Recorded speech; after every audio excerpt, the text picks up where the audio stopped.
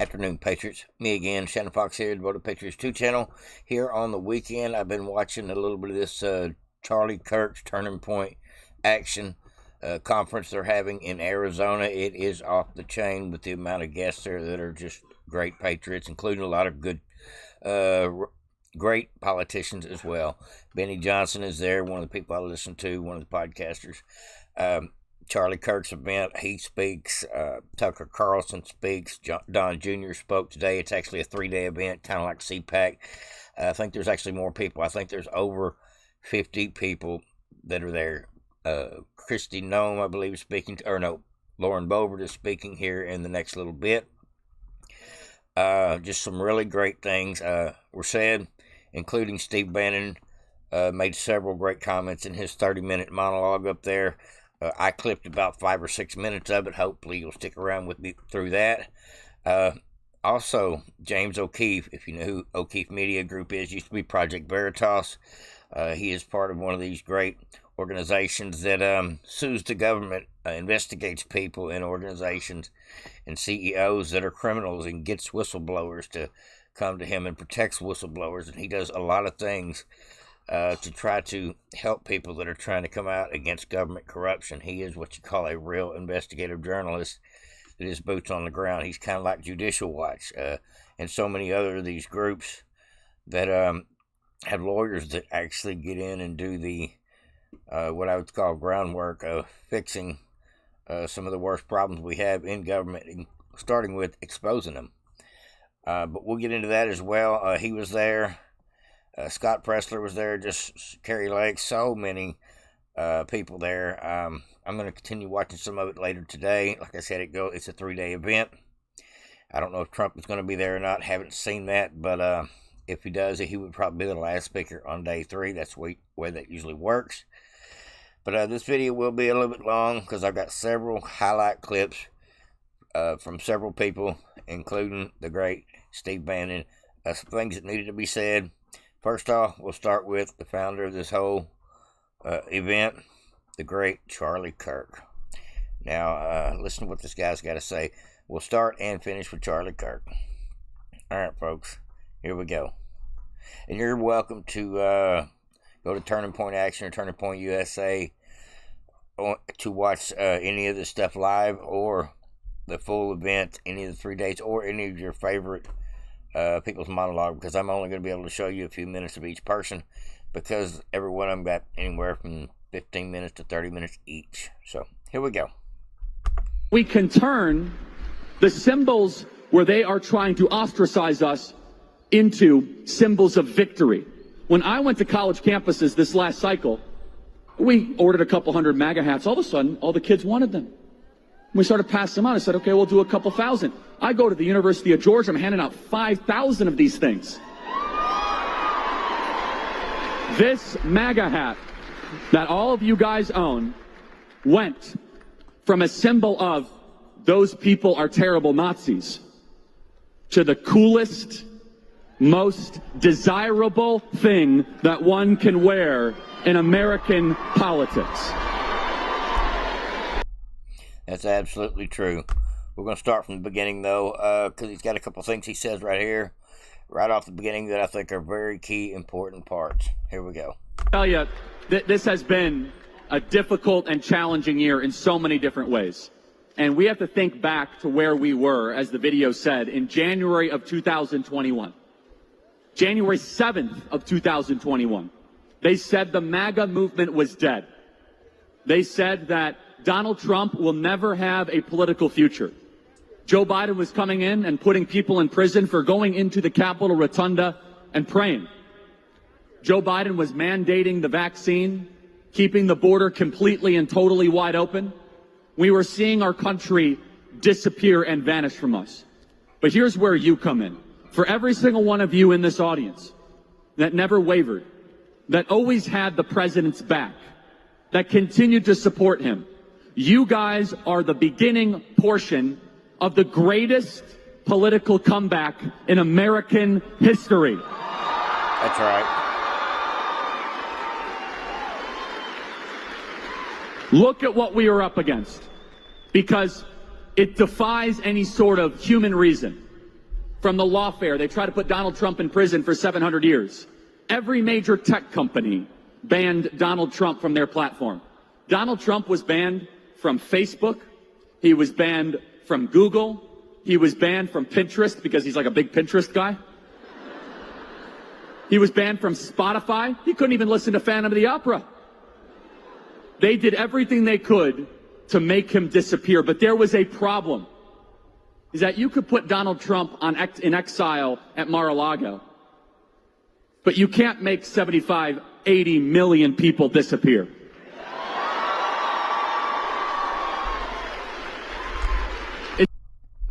And that's the way we're going to start this video, folks. Absolutely right. And there's a lot of things said in these video clips that I cut that I think need to be said. Some of really important things that need to be discussed, and including the fact that we need to recognize who our leaders in this movement are, including people like Charlie Kirk, Scott Pressler, people that have made a huge difference in getting out the message, including these content creators, including these people in the comment section, these people that show up at these events, these people that donate, these people that did door knocking, poll watching, reported on something that spread any kind of information that needed to be shared, just being interactive with each other in this community we have here on the internet, whether you're on X or on YouTube or whatever your preference platform is, or like me on several. This is what is making a difference. Participation, activism, activity. And Charlie Kirk makes a great point that if we just accept what we want and kick back, we're not going to excel. We have to push for the next 2-year election and know that we want to get more people registered to vote before then, and have everybody that voted in this election that made Trump the winner, make sure they vote not in 4 years, but in 2 years, when it's time to primary a lot of these people. We're going to get a lot of these rhinos out, but it's going to take full participation and so many other things. So I do encourage anybody that has the time, energy, or ability to do something in your community to help. Get active, whether it be politically or just on a local level. Like one of the things I'm going to be doing here in the next couple of days is organizing all the food, clothes, potato chips, toiletries, things I can that a lot of it I've already accumulated, and going to start separating it into piles. That way I can hopefully help between 20 and 30 homeless people as at a minimum this year on Christmas Eve. I'm going to go out, do a little bit of filming of that. Don't want to invade their privacy too much, but we'll probably do a little bit of filming of just being able to share the blessings and letting somebody know that they're not forgotten on Christmas Eve. Hopefully people get out there and take my efforts and maybe have the idea to do it in their own hometown, or maybe even just help the guy on the corner that probably does need that couple of dollars extra that he's having to stand out there and receive. It is a time of year for giving and forgiveness, and time to really appreciate your blessings. And it's what I'm trying to do this year, get my blessing to do this every year. But I don't want to just promote myself because I'm doing it. I want to promote the fact that anybody can do it.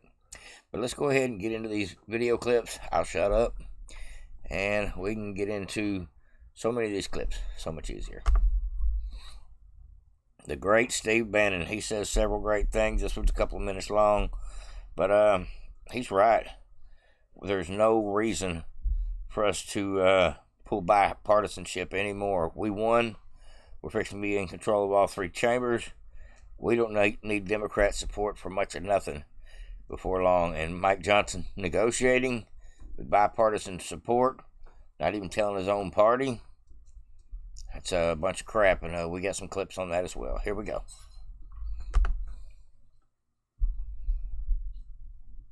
But say on President Trump's watch, we're not going to give any, right?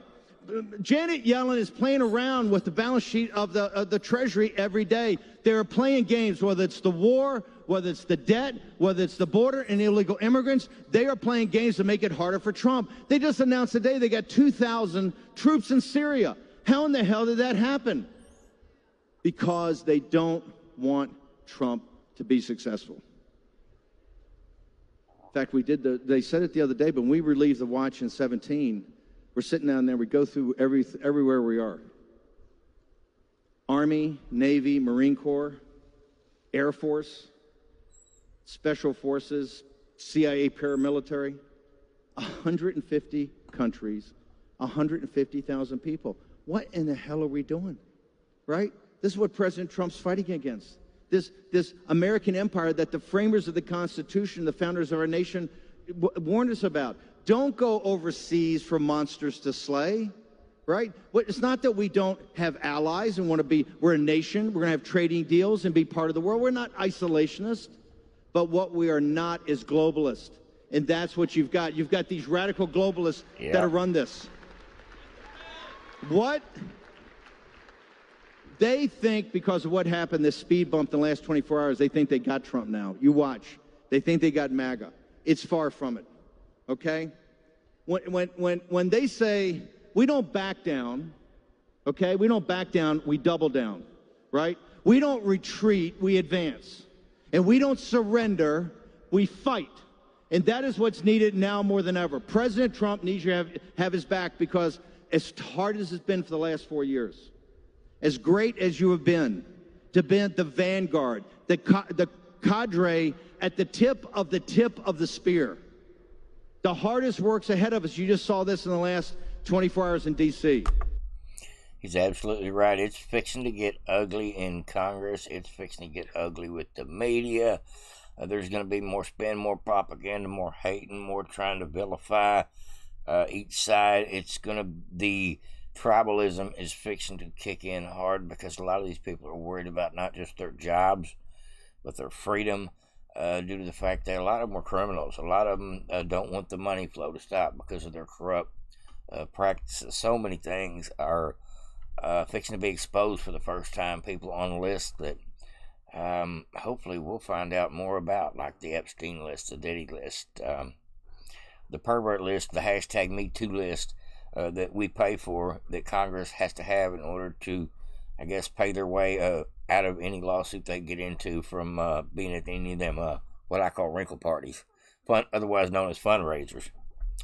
But we won't get into that. But they're going to chop block us every step of the way, because your growth as a movement, your power as a movement, President Trump's becoming victorious and efficient and effective with Elon and all the great team he's bringing together. They understand that 2/3 to 75% of this country is MAGA. Yep. And they fear that. And they fear you.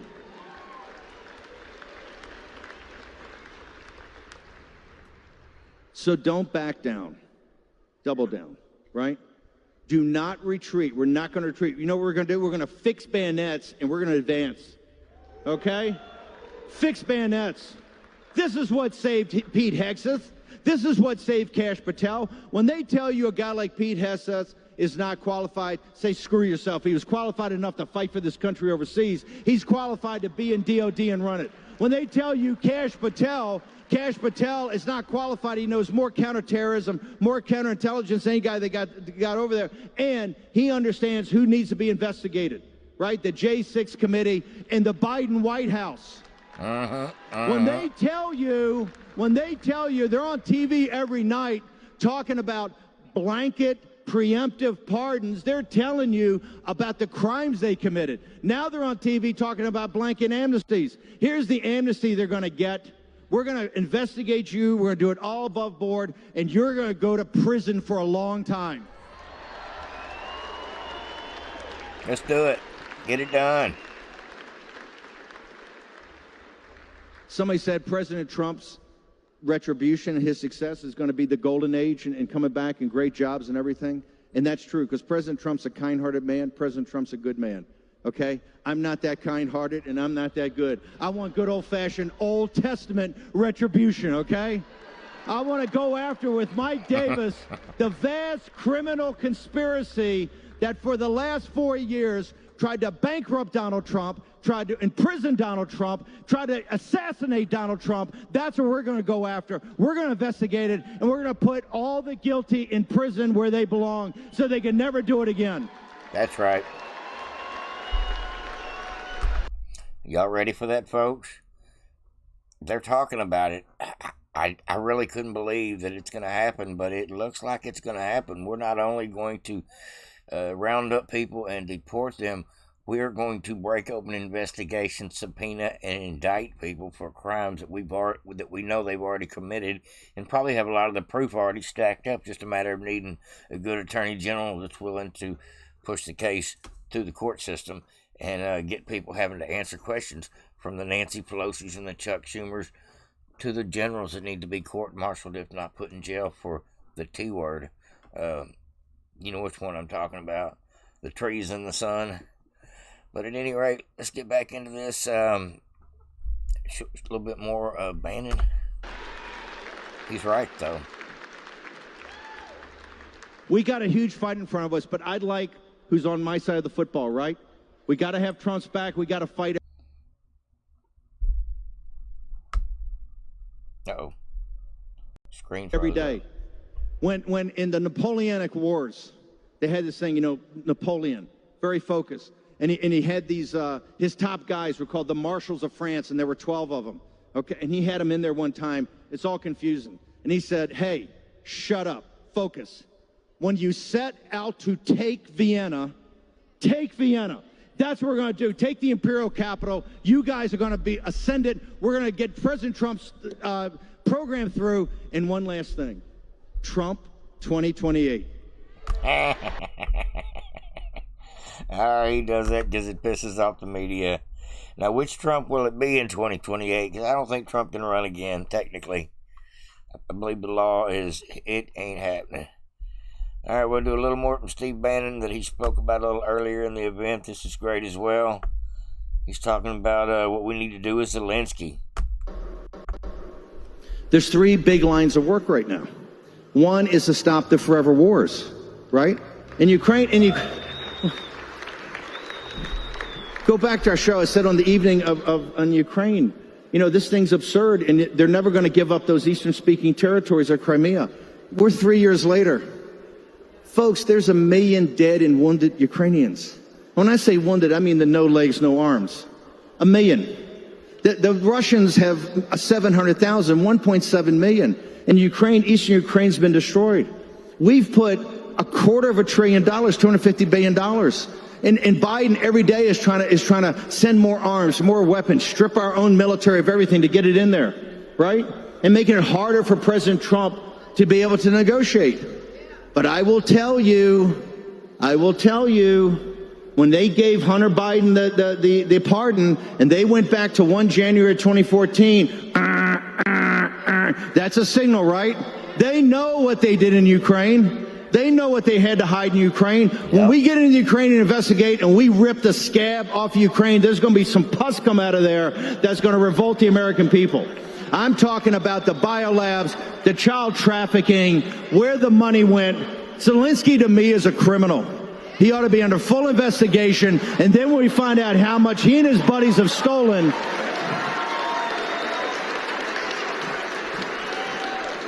you know who agrees with us? The people of Ukraine. He's only at 16%. If they held an election today, which he hadn't held, it'd be 16%. So President... He's right. Zelensky won't hold an election in his own country because he knows that he would lose against anybody else in the country. 16% popularity. His people are tired of being put on the front line, otherwise known as the meat grinder. It's a pretty sad situation. He's just there for the money. He's getting rich. I believe his yacht is probably worth millions, if not billions of dollars. I think he's got a multi-million-dollar yacht, and he still needs money from us. I don't think so. All right. I got one more Bannon clip, and we'll get into James O'Keefe, another great patriot, one of the people that is making a difference in the world. All right, last clip. Ahead of their knowledge. I can talk to you about any topic that is important, signal, not noise, and you guys have the information. Do you realize how few times that's happened in the United States of America, where they control the information? The hardest thing we have to do, Charlie will tell you, is to stay ahead of you guys. You take information like a sponge, then you take the actionable information, the actual information, you use your agency and you put it to work. There's never been a movement like that ever, ever. It's the reason they fear you. It's the reason what Johnson did over the last 48 hours is a political mortal sin. You don't go to Hakeem Jeffries. Quite frankly, I don't give a damn what Hakeem Jeffries wants. I don't care what Chuck Schumer wants. These people are not relevant. What is relevant is the people that President Trump has in office, and what's relevant is the people that he wants in his cabinet. That's the facts, folks, right there. Jeffries, Hakeem Jeffries, Mitch McConnell, Chuck Schumer went to Mike Johnson and got him in secret to help build this 1,500-page bill that doesn't really benefit the Republicans at all and hurts our economy greatly. It was basically a pork package. Most of you know this by now. It was a pork package for Democrats to protect them and get them paid and keep their pet projects going. In the end, Elon Musk spoke up in the nick of time. Trump spoke up. The American people spoke up on Twitter. People called their senators. And people in the Senate or in the House were fearing that they were going to get primaried if they don't vote the right way. And sure enough, the thing went through the process to be voted on. Not once, not twice, but 3 times, revised all 3 times, and the third time they pushed it through without some things in it that Trump wanted. But at the same time, we got more than 1,400 pages of waste out of it. And that alone is a win. And the American people did that. Elon did that. The pressure from these politicians more worried about losing their job than their lobbyist interest. That was a win for the country. That was a beginning of draining the swamp, whether you know it or not. That was a kick in the teeth to the lobbyists that think they control Washington. And I just wanted to point that out. Yeah, what friggin' Johnson did in the last 48 hours, I do agree he's in a tough situation, but anytime he sides with the Democrats, hoping he don't need his own party to pass stuff, it's not for the good of the country. A bill shouldn't be 3 phone books thick. No reason for that. Now, this is what I believe as well. Now, some people say if Johnson is kicked out of his speakership because he's... Okay, if you don't know this, January 3rd, the new House and Senate members that won their races in 2024 will be sworn in. And so the numbers will change a little bit in both chambers. We will get our actual 53 in the Senate. And some people will be sworn in. But as a part of that, we will vote on a new speaker as part of the whole process. And either Mike Johnson will get the vote or he won't. And that's one of the reasons he was so worried this week that he had to push this through, because he didn't want a shutdown on his watch, knowing that he's fixing to be voted on in a week or two, or in a couple of weeks. That was one of the factors. But at any rate,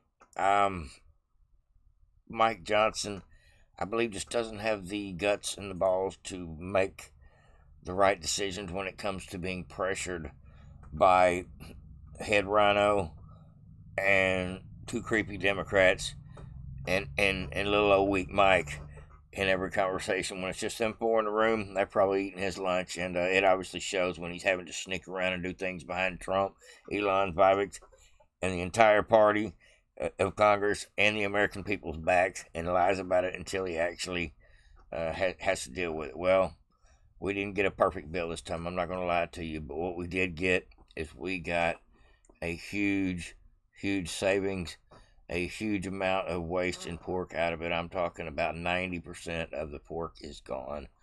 And as far as I'm concerned, that is better than anything we ever expected. Every year up to this year, they pass an omnibus bill. Why nobody's looking, why nobody cares, because it's Christmas time and half of them are not there. And we just have to eat it every time. And I've said this months ago, we're going to catch another omnibus at Christmas time. We always do. And it was actually stopped this time. I wouldn't even call it an omnibus. I would just call it a package, a CR package. But that's what I got for you as far as Mike Johnson. But Steve Bannon's got a few pieces of information about him as well, or at least his own opinion as to what should happen to Mike Johnson. And here's the It's not about any one person. Clearly, Johnson's not up to the task, and he's got to go, right? He's got to go. Should Johnson be Speaker of the House? Now, this is a good time if you don't comment very often on my videos. What do you think about Mike Johnson continuing to be Speaker of the House after January 3rd? Do you think we should vote somebody else in like Jim Jordan?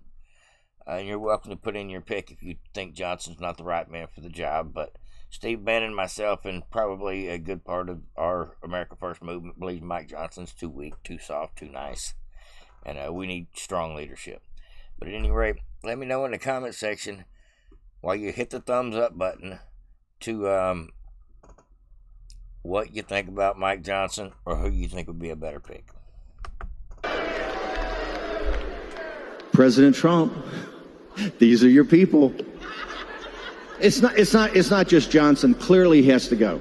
He doesn't have that. He doesn't have what we call the right stuff, right? That combination of guts and moxie and savvy and toughness. What is the strength of our movement? It's resilience. What does Trump admire most? It's resilience. You can punch MAGA in the face and they're going to get up off the canvas and they're going to punch you back 3 times harder. This is what we've done. And here's the, it's not about any one person. Clearly. All right, folks, we're cranking right on down. We're going right on down the line. I got a couple more for you, these clips. Just a great event. I cannot tell you just how much I appreciated getting to just watch it on TV. I'd love to go to one of these Turning Point events. They're usually, well, they actually happen all over the country, but they have one every year. They're in Arizona, which is Charlie Kirk's headquarters. It's his home state. But if you don't know who James O'Keefe is, he's one of the great warriors we have on our side, actually exposing the government, the deep state, and Big Pharma, and so many others. Just for being the criminals they are. It's a lot of Freedom of Information Acts in order to expose stuff. If you don't know who he is, go follow his channel at James O'Keefe on Twitter or on YouTube. And he's also his organization is called O'Keefe Media Group, OMG. Go check it out. Telling the truth in times of universal deceit is a revolutionary act. It's hard. It's difficult. Even as we enter this new era, it will be difficult. And that's why the people who do that, the few, the very few, are so... He's talking about people like the press, the podcasters, the people that are willing to get up and wear their MAGA hats every day, speak out against political corruption, stand up against the masses, fight the censorship, the people that are willing to not just sit back quietly. So inspirational to us because they do it at great personal cost.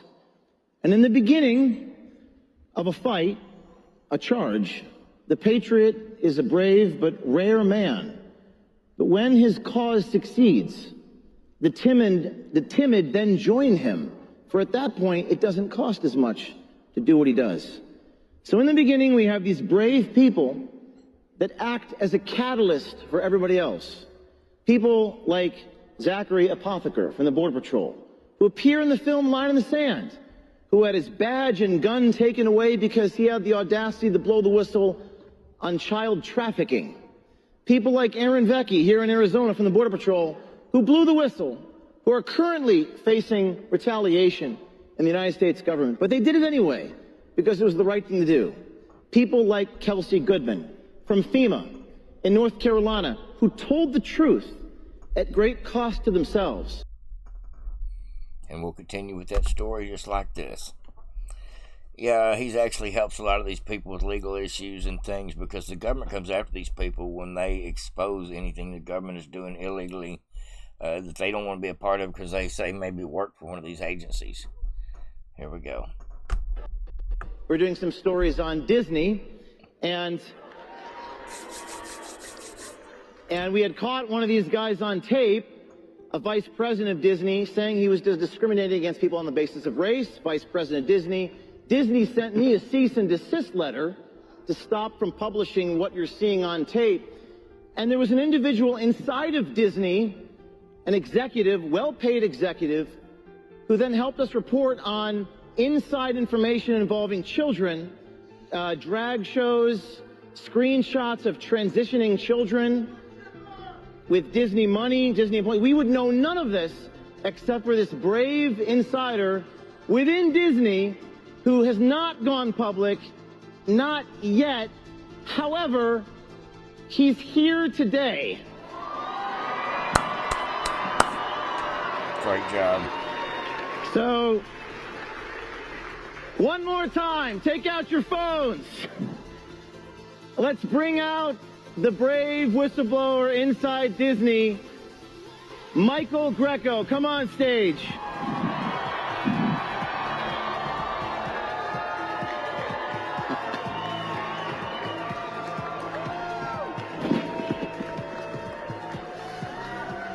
Great job.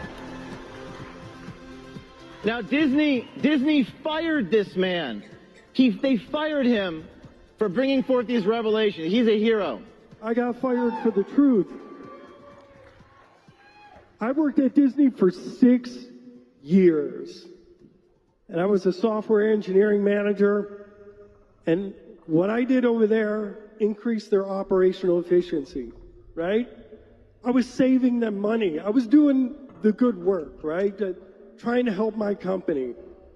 But then I started to discover what they were actually doing with the money that I was saving. They were supporting organizations that are transitioning young children. Young children, once they're in this, transitioning into the LGBT community, they will never be the same. They are destroying our children. It's evil. Plumb evil, and I'm glad to see they're exposing this. I wonder how long it takes Cash Patel to put the federal government and send the federal government down to Florida and to California to look into Disney's, not just their DEI practices, but their children practices with children, including these mutilations and things. That definitely needs to be looked into because it's absolutely criminal, and it needs to be stopped on day one. I hope Trump I'm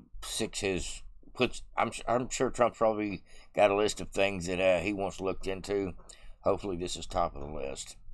Finding all the missing children and going after the teachers union for allowing this crap in the schools, and definitely putting Disney on that list of people that need another looking over. There are definitely some criminal perverts in that crew for sure. This is Benny Johnson, one of the many people I listen to on YouTube here. When Christian, another great podcaster, and saying something here that I think everybody needed to hear, including myself.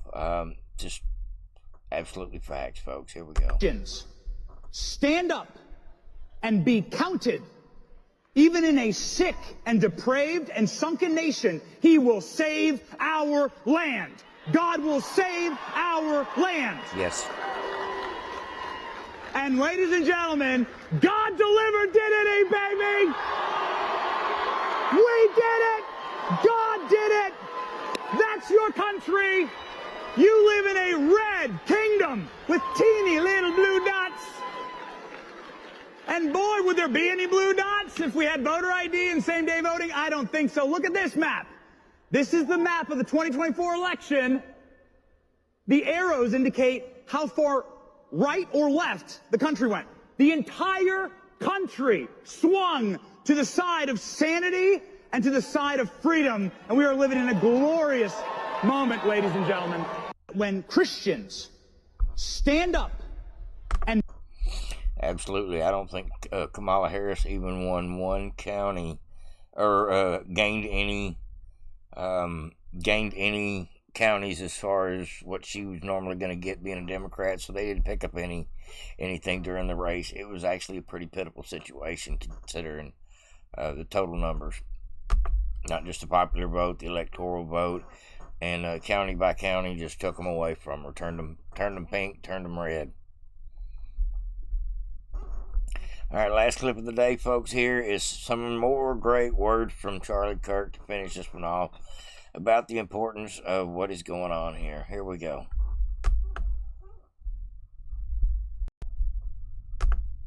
The remarkable power and potency of the truth tellers in this room. You see, we have grown up in a time where we say the media is the worst, the media is this, and in fact, President Trump said that at his first ever MAGA rally. Do you know where his first ever MAGA rally was? In this building. This building was the first ever MAGA rally. Did you know that? And the only feedback I have for President Trump is he says the media is this, the media is that. Guys, we are the media now, not them. Their power is fading and waning. No one reads their stuff. Their subscriptions are going down. Like CNN has less views than Hallmark movie reruns, which again, it's Christmas. So a lot of people watch Hallmark during Christmas. Anyway, that's a separate issue. Or is it Lifetime? I don't know. I get them both confused. Whatever. And they are increasingly irrelevant. And what is relevant is the democratization and the decentralization. And I said it when it happened. When Elon Musk bought Twitter, I believe it was the most important singular purchase since the Louisiana Purchase for this country. I'm going to stop it right there because I want to agree with him and just let y'all know that I don't think that without the purchase of Twitter and actually fighting to keep it a free speech platform, taking the loss on it as far as financially, has actually allowed so many things about the government's corruption to be exposed, so many things to be allowed to be dealt with in real time, including this election cycle. When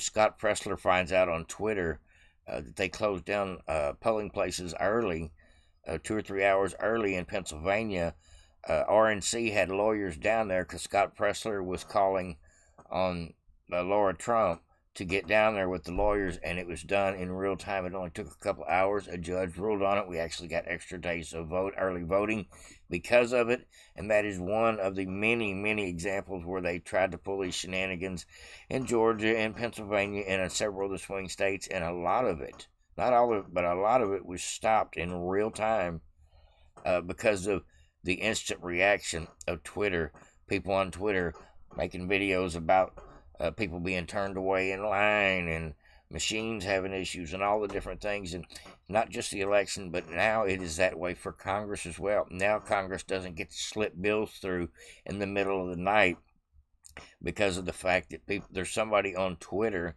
like Elon Musk willing to blow it up, that they're trying to pull a fast one. These weasels like Mike Johnson are not going to be able to get away with this stuff anymore. Transparency is coming, and it would not even be remotely possible without having this Twitter as a source to put the pressure on the politicians to expose the criminals, to threaten and primary build caucuses to eliminate these rhinos by finding somebody to put in as a candidate and support them wholeheartedly. Like if Elon decides he wants to back somebody and Trump backs them, like for example John Cornyn here in Texas, or Chip Roy or Dan Crenshaw, I don't care who it is, they got to be better than them three, and I would back them completely, like so many other Texans would, because we are now following this movement closely. We're paying more attention to the news cycle and who is good and who is bad, and who is against us and who is for us.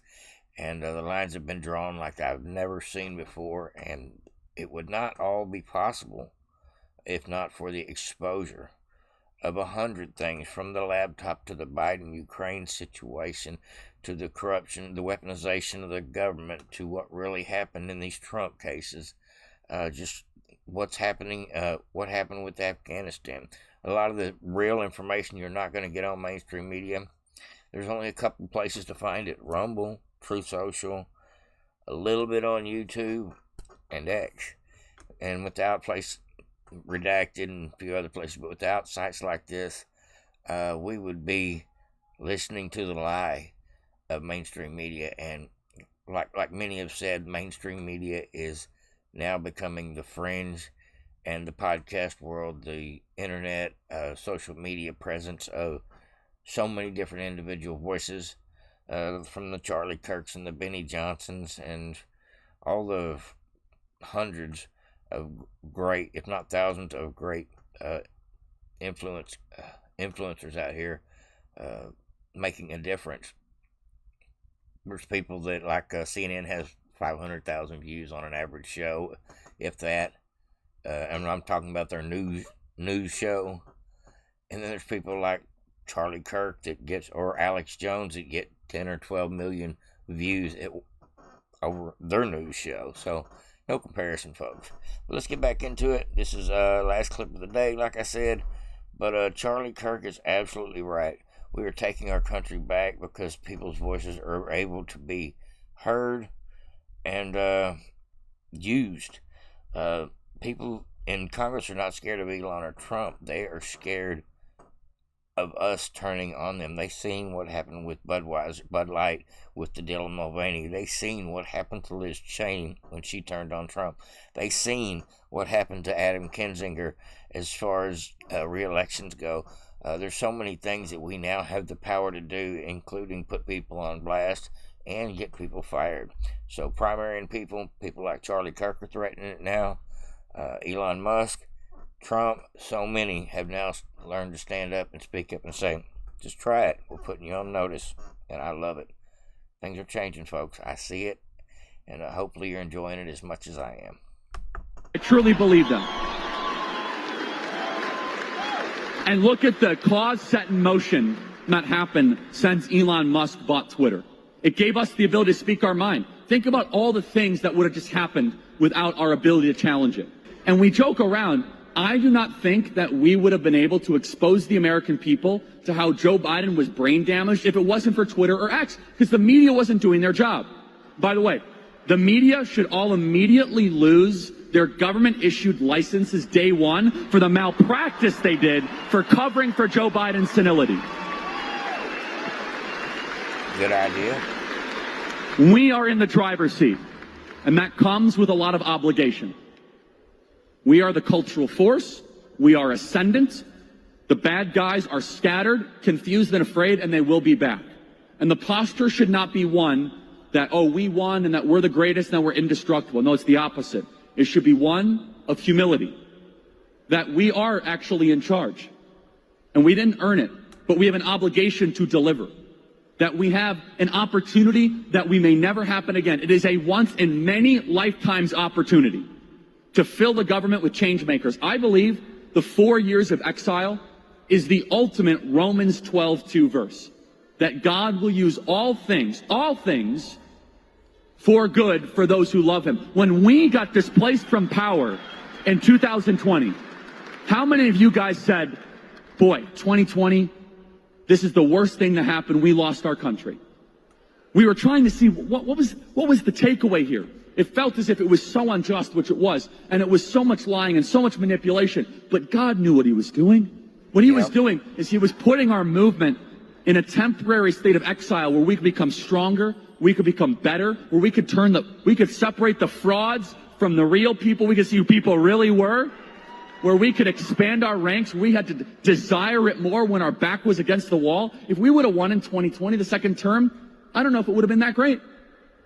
It would have just kind of been a little bit of COVID. Okay, that's fine. And the second term is almost never as good as the first. And now we almost get 2 first terms. In the second one, we have a team that is ready to change the world and bring America back to greatness. Yes.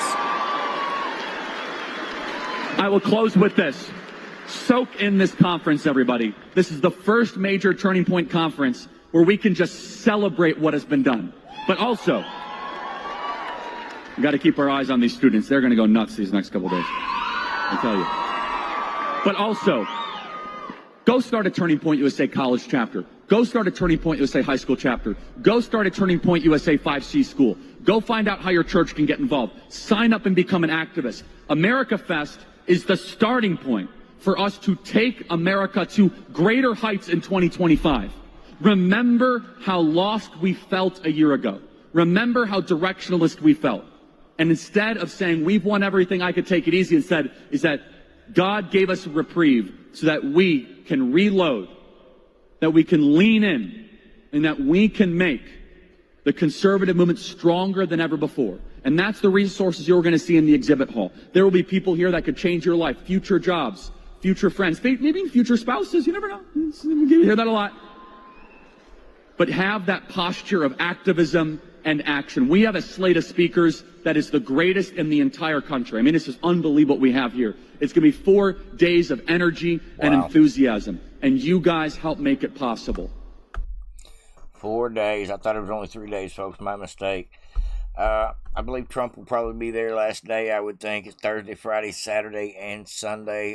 The lineup has been amazing. I've watched maybe a dozen people so far. Just me doing my own, I guess, a little bit of research, but I enjoy it as well. Some of these people motivate me, uplift me, and make me understand why we're all doing what we've got to do to try to save our country, why I do this podcast, why it matters so much to stay motivated, activated, and do anything we can to help just get our country going in the right direction again, including being patient, because, folks, we've only got about 30 days left, and we start getting our country back. A couple of weeks, we get our Senate back. A month from now, we get Trump back, and immediately we start getting our country headed in a new direction.